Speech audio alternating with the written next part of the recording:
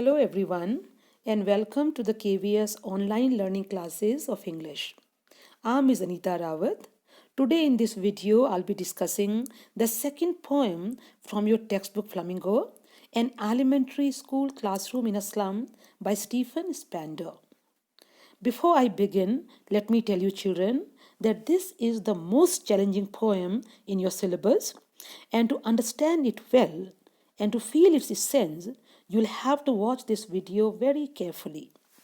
So first of all, let me introduce the poem and the poet, and let me also tell you about the theme very briefly. Elementary school is one where basic education is provided to children between the age group of 6 to 12. Here, the poet gives description of an elementary school located in a slum area, and he presents a bitter picture of underprivileged children studying there. So first of all, look at these pictures. Can you see the pathetic condition of a school and students studying there? They don't even have basic facilities like building, furniture, uniform, etc. And also see the horrifying conditions they live in.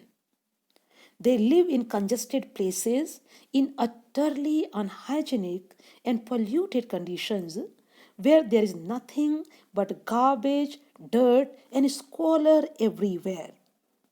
So, children, you must have got an idea that in this poem, the poet highlights the harsh realities of life experienced by the slum children. Now, let's have a brief introduction of the poet. Stephen Spander is an English poet, novelist, and essayist. He was born on 28th February 1909 in London, England, and he died on 16 July 1995. He was deeply concerned with social issues, and most of his works focus on the theme of social injustice and class inequalities. Some of his famous works are Poems of Dedication, The Age of Being, The Struggle of the Modern, The God That Failed. In this book, he contributed one essay, and World Within World. Now, let me tell you briefly about the theme of the poem. The poem focuses on the theme of social injustice and class inequalities. The poet also speaks about the widening gap between the rich and the poor. The poet also makes an appeal that the fruit of education should be provided to the downtrodden society to bridge the gap between haves and have-nots.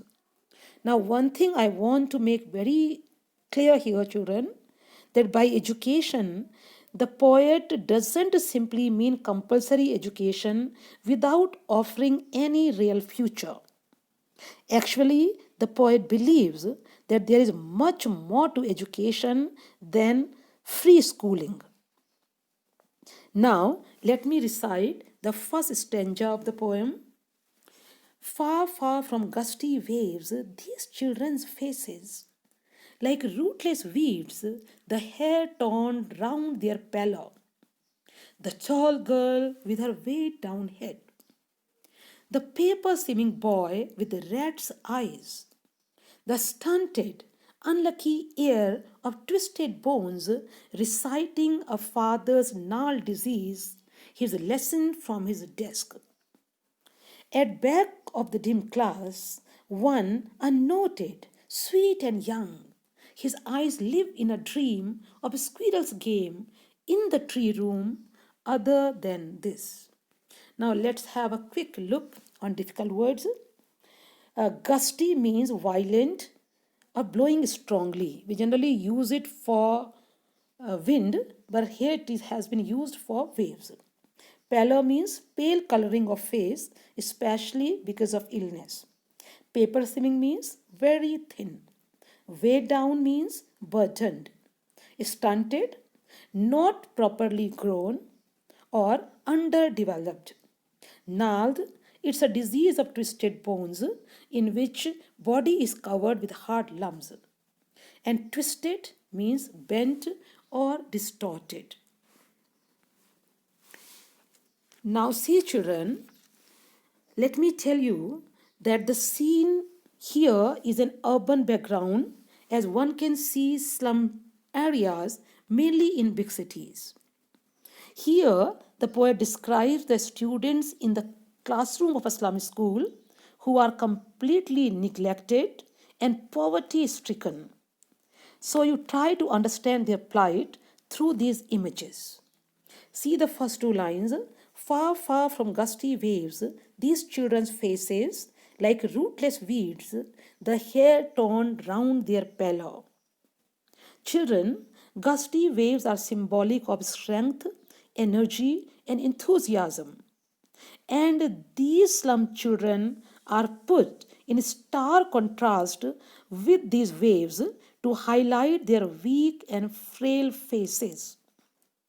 The expression far, far from gusty waves also implies that these children are far removed from the open, healthy environment.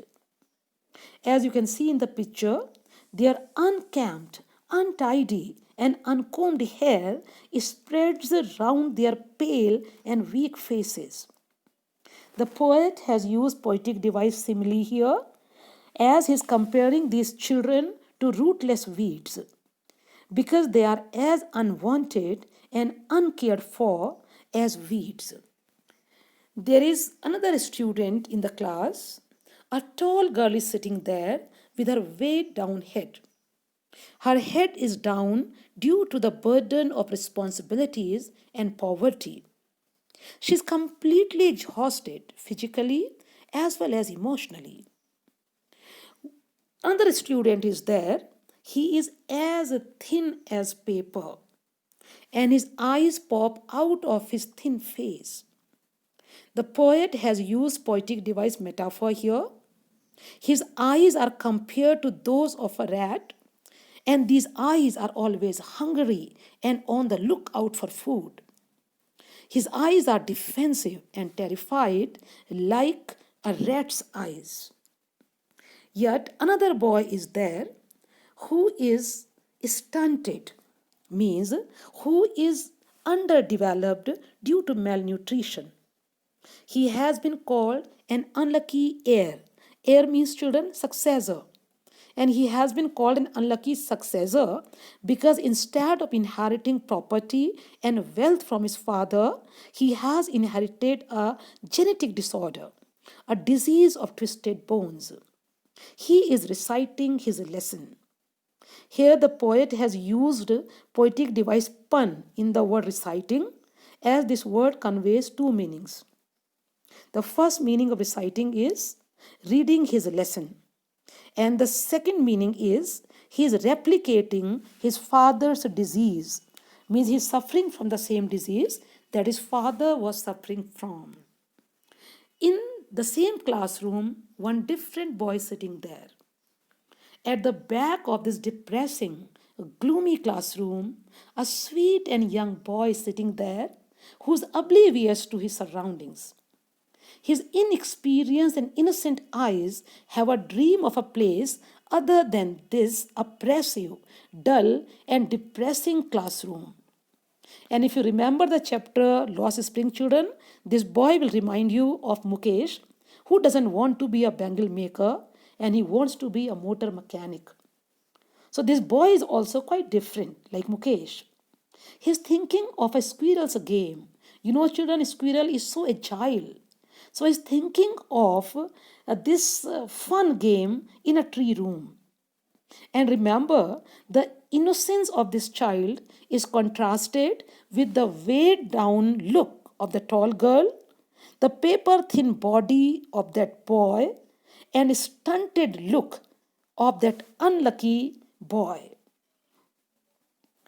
So, see children, this stanza 1 describes pathetic condition of students studying in an elementary school. As you know that their world is far away from open healthy environment, They have encamped here. They are fully exhausted physically as well as mentally. There is a tall girl sitting there with her head down with the burden of poverty and responsibilities. One boy is as thin as paper. There's another boy who could not grow due to malnutrition, and he has inherited a disease from his father. However, there is one different boy sitting at the back of the dim class, and his inexperienced eyes are full of hope, and is dreaming of a world in the lap of nature away from the slum area. So, these are the main points from stanza 1. Now, one exercise for you children that is based on poetic devices. On the one side, you can see the names of poetic devices, and on the other side, there are examples, and you have to match them. See alliteration. You find the example of alliteration there. Far, far from. You can see the repetition of sound F. Then there is pun in the word reciting. As I told you that this word conveys two meanings. They are metaphors. The paper seeming boy and rat's eyes. Here you can see comparison without any use of comparative word. Then there is a simile. These children are compared to rootless weeds. Then there is another poetic device, antithesis. In dim class, tree room. Antithesis is a poetic device, children, where two opposite objects or ideas are put together. So that's all about the first stanza. Now let's move to the next stanza and let me recite it. On sour cream walls, donations. Shakespeare's head, cloudless at dawn, civilized dome riding all cities. Belled flowery Tyrolese valley, open-handed map, awarding the world its world. And yet, for these children, these windows, not this map their world, where all their future is painted with a fog. A narrow street sealed in with a lead sky, far, far from rivers, capes, and stars of words. Now, let me explain this stanza. Here, the poet describes the classroom. Just as in the case of the students, the classroom is also completely neglected. The color of walls is dull and pale, and shows that these walls are ill-maintained and in utter state of neglect. This color of walls also reflects dull and gloomy life being experienced by these children. A few posters and pictures received as donations adorn the walls of the classroom. There is a portrait of celebrated literary and cultural icon Shakespeare. As you know, children, Shakespeare is a symbol of classical literature and learning. Ironically, these children will never get a chance to study and enjoy his works. The next picture is of high-rising building with domes under cloudless sky. These buildings symbolize power, wealth, and development. Now, you'll have to note here, children, that this cloudless sky contrasts with their dirty surroundings. Again, it is quite irrelevant to them. The next donated picture is of beautiful Tyrolese Valley of Austria, presenting heavenly splendor. This picture is a symbol of peace and beauty, but both these blessings are missing from the lives of these slum children. There is another equally meaningless and irrelevant donation, that is open-handed world map that has been made as per the whims and fancies of the capitalists. These rich people make divisions in the world as per their own choices and vested interests. They are selfish and they leave no place for the impoverished class in the world. But in spite of such donations, These children are confined to narrow streets under polluted sky, away from all bounties of nature like river, caves, and most unfortunately, they are away from magical beauty of words and learning. As you can see in the last two lines, far, far from rivers, caves, and stars of words. Thus, stanza 2 conveys the futility of the donations given and highlights the impoverished condition of these children and the miserable life they live. Now, let me quickly summarize stanza 2. You know, children, the classroom walls have dirty appearance, and there are a few pictures on the walls: bust of Shakespeare, high towers, and Tyrolese Valley, and a map. But none of these objects has any relevance to these children. And they live in narrow streets under smoky sky, away from islands, rivers, and literary world. Now, let's switch over to the next stanza and let me recite it first.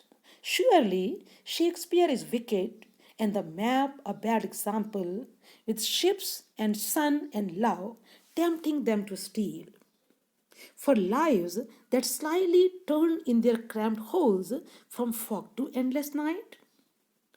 On their slag heap, these children wear skins peeped through by bones and spectacles of steel, with mended glass like bottle bits on stones. And all of their time and space are foggy slum, so blot their maps with slums as big as a doom. Look at the difficult words. Slag means waste material, heap means pile, peeped through means just visible, mended means repaired, and doom means death or destruction. Now let me explain this stanza, children. Here, the poet becomes cynical, angry, and aggressive. He calls Shakespeare wicked because his works raise false hopes and aspirations of a beautiful illusionary world in the mind of these poor children and tempt them to steal. Shakespeare writes about ships, palaces, sun, and all luxurious things. And he turns these children to a life of crimes because when these children don't get these things rightfully, they turn to stealing. The map displayed on the wall is a bad example because it shows a world of limitless opportunities which are out of reach of these children, and as a result, it frustrates them. Now, in this stanza, the poet raises a rhetoric question that what is the use of these donations to slum children who live in their narrow, congested rooms, moving from darkness to more darkness day by day? They move only between despair and sufferings. The poet describes their whole existence as slag heap. Slag heap means waste material or heap of garbage. The childhood of these children gets wasted on heaps of garbage and they look mere skeleton as their bones come out from the cover of their thin skin. Here the poet has used metaphor as there is a direct comparison between slag heap and the life of these slum children. There are yet more signs of poverty as these children wear spectacles with mended lenses. The broken lenses symbolize their shattered life. The entire time and space of their lives is spent on and consumed by these filthy slums. Now, in the last line, so blot their maps with slums as big as doom, the poet Spender wants the exploited class to revolt against injustice. And he suggests this map of capitalists should be plotted with huge slums that should spell disaster and doom for them. Only then they'll realize the challenges and sufferings of slum life. In a way, the poet wants the slum people to be helped before they engulf the whole so called civilized world. Now, children, let's have a look at the key points of stanza 3. Here, the poet feels very angry and he calls Shakespeare wicked and Map a bad example. And he calls their houses congested holes, like he says that their houses are like cramped holes. And they are so poor and weak that their bones can easily be seen peeping out of their skin, and their spectacles are broken and repaired. The only time and space they know are dirty slums. And the poet feels that these fast spreading slums are threatening the civilized world with doom. Now, let's have a look at the poetic devices in this stanza. There are metaphors, cramped holes, slag heap. Their houses have been compared to cramped holes, and their life has been compared to slag heap, and no comparative words have been used. Then there is one simile that their life is like bottle bits on a stones. Now, children, let's move to the last stanza. And let me recite it first. Unless governor, inspector, visitor, this map becomes their window, and these windows that shut upon their lives like catacombs. Break, oh, break open till they break the town, and show the children green fields, and make their world run azure on gold sands, and let their tongues run naked into books, the white and green leaves open. History theirs, whose language is the sun. Vocabulary: there is a word catacombs.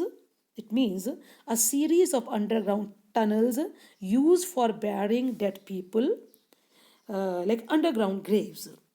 And azure means bright blue in color, like the sky. Now, children, let me explain this stanza. Here, the poet's cynicism is replaced by optimism. The poet feels that someone must intervene to change the cycle of neglect and decay. He appeals to the people in power to change their approach to the way donations are given. He asks them to liberate these children from horrendous slums. Unless they change their attitude, no change will happen in the lives of slum children. And once these rich and powerful people change their attitude, then the map on the walls will become their window to the world of glory and prosperity. The poet warns that these children should be released from this death like existence. He wants them to get rid of unsuitable atmosphere of the slum. The expression break or break conveys the sense of urgency to break the established norms and redefine them so that there is no place for injustice, exploitation, and discrimination. Now, the question is what is to be done? The poet says that show these slum children green fields means take them away from cramped and narrow lanes to open and beautiful surroundings and create hope and aspirations in them that can be fulfilled in future. Make their world run azure on gold sands.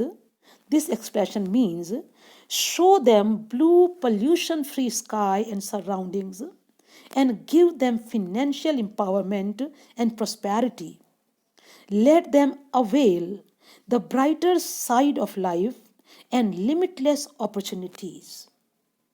Let their tongues run naked into books, the white and green leaves open. This expression means that give these children hunger for knowledge with better educational opportunities so that they can make their lives better. Now look at the last expression, history theirs, whose language is the sun. These children will shine brightly only after being educated in real sense. After being ignited by the fire of knowledge, they will also be able to make a mark in history. Now, children, have a look at the key points of stanza 4. Here, the poet makes an appeal to the authorities to help these children in real and practical sense. He warns that true education should be provided to these children, and once these children get true education, they'll also be able to mark a place in history. Now, see the poetic device simile. These windows that shut upon their lives like catacombs. These slum areas have been compared to catacombs. The way dead bodies are imprisoned in graves, in the same manner, these children are imprisoned in the slum area. So it's a good use of simile here. Now, children, here is an exercise for you. Here is a paragraph. You have to read the first stanza of the poem and you have to complete this paraphrase of this first stanza by choosing correct words given in the box. You can do this exercise in your free time. Now, here is a mastercard of the poem where you'll find all the details about it. There is a theme, social injustice and class inequality. You can see a description of the first stanza, the tall girl, the paper swing boy, and that stunted boy. Then, second stanza about the objects displayed on the walls. Then, third stanza, irrelevance of displayed objects. And you'll also find here brief description of stanza 4 where the poet makes an appeal to the people in power to help these children in real sense. Here you'll also find all the poetic devices in one place, be it alliteration, similes, metaphor, or pun. Now, children, at the end, there is a message for you all from my side. Children, always be thankful to God for giving you a good life and educational opportunities, and try to do something worthwhile for the education of these underprivileged children. Thank you.